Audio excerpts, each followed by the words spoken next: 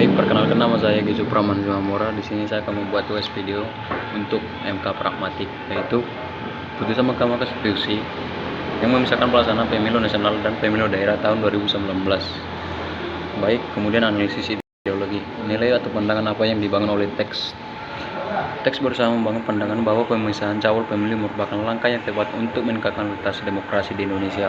Dengan adanya pemisahan tersebut, masyarakat diharapkan lebih fokus dalam pemilihan tingkat nasional maupun daerah sehingga proses demokrasi lebih efektif dan berkualitas. Yang kedua, pilih kata yang menunjukkan keberpihakan tertentu. Beberapa pilihan kata yang menunjukkan kecenderungan keberpihakan. Misalnya, 1. Meningkatkan kualitas demokrasi, memberi kesan bahwa keputusan MK merupakan sesuatu yang positif. Yang kedua, mempermudah pemilihan, menunjukkan manfaat bagi masyarakat. Yang ketiga, memperkuat sistem pemerintahan, memberikan citra bahwa kebijakan tersebut membawa dampak yang baik. Yang ketiga, apakah terdapat asumsi atau prasangka tertentu dalam teks?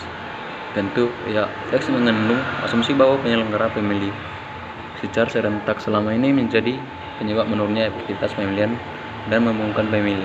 Selain itu, terdapat anggapan bahwa pemisahan jadwal pemilu secara otomatis akan meningkatkan kualitas demokrasi, meskipun keberhasilannya masih bergantung pada pelaksanaan kebijakan tersebut di masa yang mendatang. Kedua, analisis relasi kekuasaan. Siapa aktor yang dominan dalam teks tersebut? Aktor yang dominan dalam teks tersebut adalah Mahkamah Konstitusi sebagai lembaga yang menunjukkan keputusan mengeluarkan putusan. Selain itu, pendapat para hakim konstitusi menjadi fokus utama dalam pemberitaan. Yang kedua, siapa yang diberi ruang berbicara?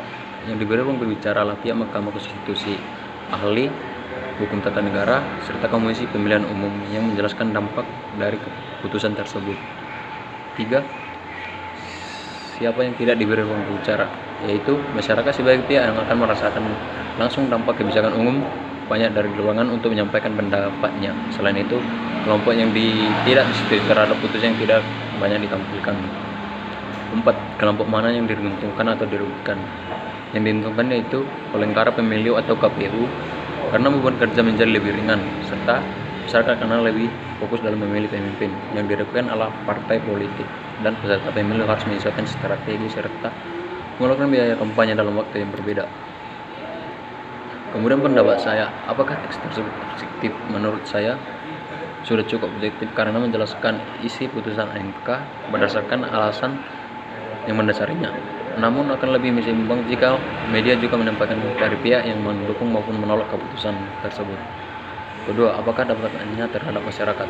Dampaknya terhadap masyarakat adalah memahami calon pemimpin nasional dan daerah karena pemilihannya dilakukan secara berpisah. Namun masyarakat juga perlu beradaptasi dengan jadwal pemilihan yang baru agar tidak menimbulkan kebingungan.